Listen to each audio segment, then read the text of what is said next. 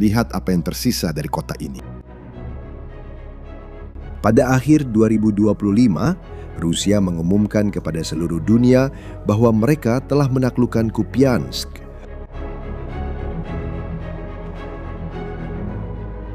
Para jenderal Rusia menegaskan dengan jelas, kota ini milik kami. Beberapa minggu kemudian, inilah yang tersisa dari para pria yang masuk ke sana, terkepung, melelehkan salju di panci untuk mendapatkan air minum, tanpa makanan, tanpa air, tanpa jalan keluar. Lalu muncul pertanyaan yang mengganggu. Bagaimana mungkin rencana paling cerdik yang pernah dibuat Rusia dalam seluruh perang ini, ratusan tentara merayap di dalam pipa gas, berkilometer-kilometer dalam kegelapan, untuk muncul di dalam kota tanpa seorang pun melihat? Bagaimana rencana ini justru berubah menjadi jebakan terbesar bagi Rusia sendiri? Karena itulah yang terjadi di Kupiansk. Ukraina mengambil kartu truf rahasia musuh dan mengubahnya menjadi perangkap tikus. Duduklah, karena cerita ini bagus.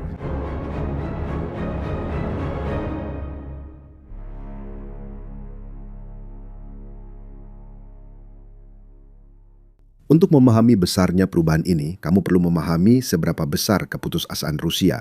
Karena selama berbulan-bulan, Rusia mengerahkan pasukan dan mesin ke Kupiansk dengan cara klasik.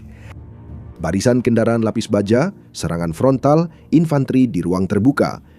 Dan hasilnya adalah kuburan peralatan yang tersebar di mana-mana. Hampir tidak ada kemajuan, kota itu sama sekali tidak jatuh.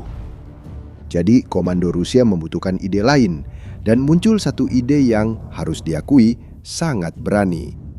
Mereka melihat ke bawah tanah. Kupiansk dilintasi oleh jaringan pipa gas yang sudah tidak aktif. Pipa-pipa dengan diameter hampir 1,5 meter, kosong, gelap, yang melewati bawah segalanya. Di bawah parit-parit Ukraina, di bawah ladang ranjau, di bawah seluruh garis depan. Dan Rusia punya ide untuk menggunakan pipa-pipa itu sebagai jalur metro rahasia. Para prajurit masuk dari satu ujung yang jauh dari kota, dan mereka mulai merangkak selama berjam-jam, terkadang selama berhari-hari, dalam gelap tanpa udara yang cukup, mendorong peralatan di depan tubuh.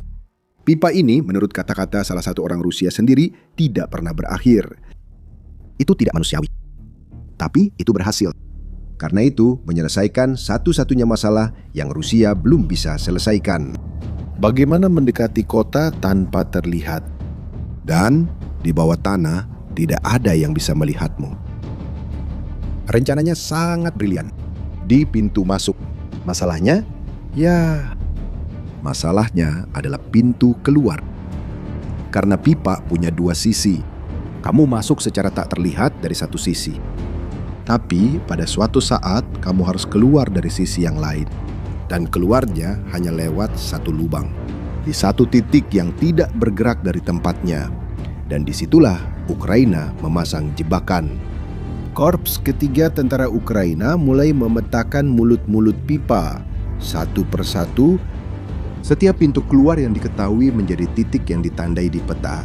Dan di atas setiap titik itu, mereka menyiapkan penyergapan tetap. Perhatikan bagaimana cara kerjanya. Sebuah drone diam di udara, mengawasi mulut pipa selama 24 jam sehari. Artileri sudah memiliki koordinat yang dihitung, diarahkan ke lubang itu. Apa yang terjadi? Apa yang terjadi? Sudut pandang orang pertama. Dan drone dengan pandangan orang pertama. Drone kamikaze yang dikendalikan pilot sampai menabrak target, siaga hanya menunggu perintah. Lalu, tentara Rusia keluar dari pipa, kelelahan setelah berjam-jam merangkak, mengira dia muncul begitu saja di titik buta musuh. Dan sebenarnya, dia justru muncul tepat di tengah bidikan yang sudah lama disiapkan untuknya. Apa yang terjadi dalam beberapa detik berikutnya berlangsung terlalu cepat. Satuan yang sudah merangkak seharian penuh untuk sampai ke sana, lenyap hanya dalam hitungan detik. Dan inilah kejutan pertama. Pipa itu yang memberikan efek tak terlihat saat masuk, justru mengumpulkan mereka jadi satu sasaran saat keluar. Rusia telah membangun dengan tangan mereka sendiri barisan pria yang berjalan menuju tempat pembantaian. Dan jika kamu suka analisis seperti ini, apa yang ada di balik berita utama, lakukan satu hal cepat sekarang. Berlanggananlah ke kanal ini. Karena yang akan datang sekarang adalah kesalahan yang mengubah rencana berani ini menjadi bencana.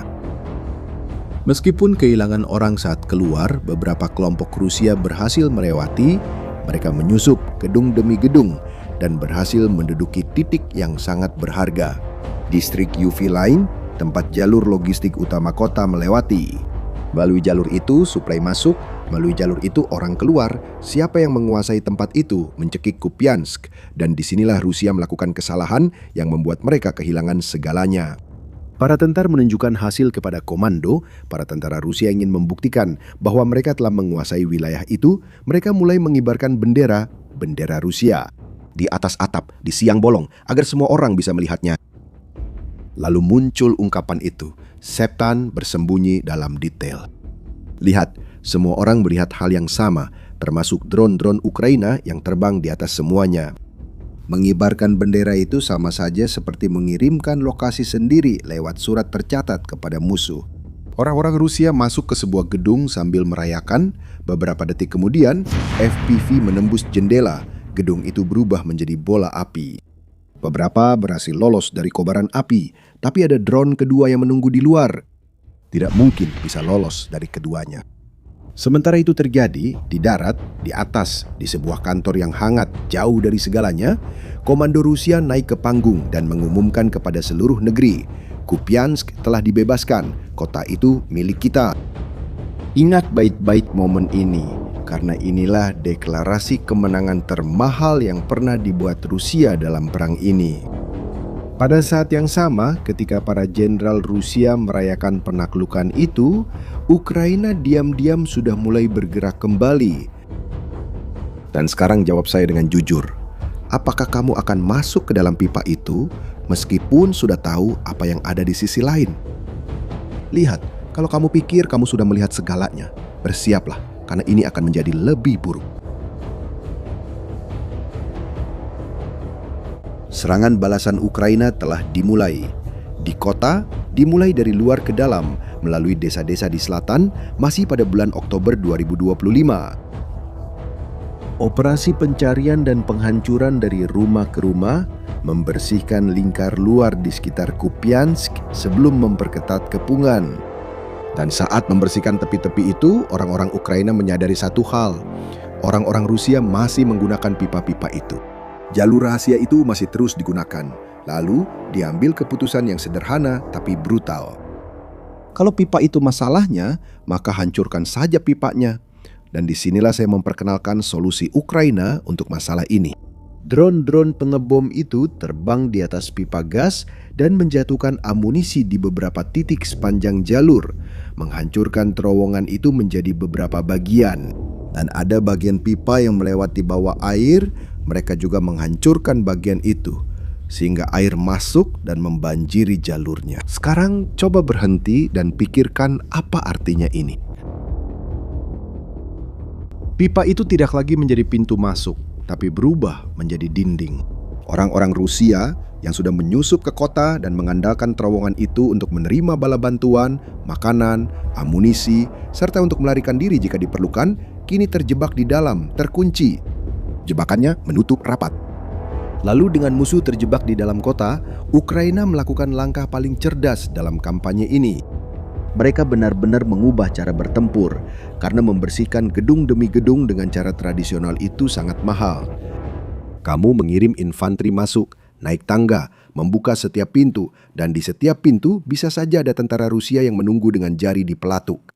Orang-orang Ukraina mencoba cara itu dan mendapat tembakan balasan. Prajurit terluka, operasi terhenti, orang-orang terekspos. Jadi, komandan mengambil keputusan yang kemudian menjadi doktrin. Alih-alih mempertaruhkan lebih banyak prajurit untuk membersihkan sebuah gedung, mereka cukup merobohkan seluruh gedung itu. Dan metodenya sangat presisi. Sebuah kelompok kecil penyerang mendekati gedung yang diduduki, sementara 2 orang memberikan perlindungan, yang ketiga masuk dan memasang bahan peledak. Dalam beberapa kasus, 4 ranjau anti-tank TM62 diikat menjadi 1. TM62 adalah ranjau yang dibuat untuk menghancurkan tank tempur. Bayangkan ada 4 di antaranya. Di dalam struktur gedung, mereka memasangnya, keluar dengan diam-diam, lalu menekan detonatornya. Dan seluruh gedung 10 lantai dengan tentara Rusia di dalamnya runtuh sekaligus, tanpa kehilangan satu pun tentara Ukraina di tangga. Itulah pembalikan keadaan yang merebut Kupiansk. Rusia mengorbankan ratusan prajurit untuk merebut beberapa meter, sedangkan Ukraina menggunakan bahan peledak untuk menghemat prajurit. Sejak saat itu, situasinya berubah menjadi pengepungan yang semakin ketat. Di distrik Uvilen, yang berada di arteri logistik itu, resimen Skala masuk dan bergerak dari gedung ke gedung. Pengintaian dengan drone mendekat, memasang bahan peledak, ledakan, pasukan Rusia bersembunyi di ruang bawah tanah, membarikade pintu masuk, dan untuk sementara waktu itu berhasil. Drone tidak bisa menjangkau, infanteri tidak bisa masuk. Tahu apa jawabannya? Boom! Seluruh gedung akan runtuh dan yang tersisa hanya punya satu pilihan, menyerah. Mereka yang berhasil lolos dari gedung-gedung tinggi lari ke daerah pemukiman, lalu membersihkan daerah itu juga. Begitu juga di pusat kota. Korps Kharkiv bergerak dengan kehati-hatian yang sama. Granat ke ruang bawah tanah, drone ke apapun yang bergerak, siapapun yang bergerak, jerat akan menutup dari semua sisi secara bersamaan, sampai tersisa titik terakhir yang paling sulit dari semuanya. Pasukan Rusia terbaik yang paling terlatih semuanya berkumpul di gedung rumah sakit kota, dan di sanalah mereka benar-benar bertahan. Orang-orang Ukraina mengepung seluruh area dengan penembak jitu, menggunakan alat bidik termal, mereka mengawasi setiap pendekatan dengan drone dan mortir. Namun meskipun begitu, rumah sakit itu tidak jatuh. Serangan itu berlangsung setidaknya 5 hari. Infanteri mencoba masuk berulang kali dan terus-menerus dipukul mundur. Tapi ingatkah kamu dengan awal cerita ini? Ingat dengan tentara yang melelehkan salju itu? Itulah saatnya. Orang-orang Rusia di rumah sakit kehabisan makanan dan air. Mereka melelehkan salju untuk bertahan hidup karena pipa yang seharusnya memasak mereka berada di dasar sungai dalam keadaan hancur. Pengepungan yang dimulai sejak dulu ketika pipa gas diledakkan kini mencapai akhirnya. Mereka tidak dikalahkan hanya oleh peluru, mereka dikalahkan oleh kelaparan, kehausan, dan keterasingan. Pada akhirnya, bahkan tidak perlu masuk. Ukraina memanggil angkatan udara dan artileri, dan mereka benar-benar menghancurkan rumah sakit itu sampai rata dengan tanah, apapun yang selamat dari pembongkaran. Drone-drone itu menyelesaikan tugasnya, dan menurut pihak Ukraina, tidak ada satupun tentara Rusia yang masih mampu bertempur di dalam Kupiansk. Jadi kita kembali ke awal. Ke kota yang kosong, ke salju, ke panci. Pipa gas yang seharusnya menjadi kunci Kupiansk justru menjadi peti mati bagi siapapun yang masuk ke dalamnya. Pipa yang sama yang digunakan untuk bersembunyi oleh tentara Rusia saat masuk justru menjadi perangkap saat mereka mencoba melarikan diri. Senjata rahasia dan hukuman mati ternyata adalah hal yang sama persis. Dan itulah yang diajarkan Kupiansk tentang perang ini, dalam perang drone seperti ini. Keunggulan yang tak terlihat hanya bertahan sampai seseorang mengarahkan kamera ke jalan keluarmu. Jalan pintas yang terlihat terlalu bagus untuk menjadi kenyataan, tanpa perlindungan dan tanpa suplai, itu bukanlah kecerdasan, melainkan bunuh diri secara perlahan di depan kamera. Rusia bukan kalah karena kurangnya keberanian para tentaranya, tapi kalah karena kesombongan orang yang mengirim mereka ke dalam perangkap itu dan mengklaim kemenangan terlalu cepat. Kalau kamu suka analisis ini, dukung saya dengan subscribe ke channel ini. Dengan begitu, kamu akan selalu update tentang semua yang terjadi di perang dan bisa kasih komentar di bawah. Pada akhirnya, apa yang membuat Rusia kalah di Kupiansk? Kecerdikan Ukraina atau kesombongan dari komando Rusia sendiri? Saya punya pendapat sendiri, tapi saya ingin tahu pendapat kamu. Sampai jumpa di video berikutnya.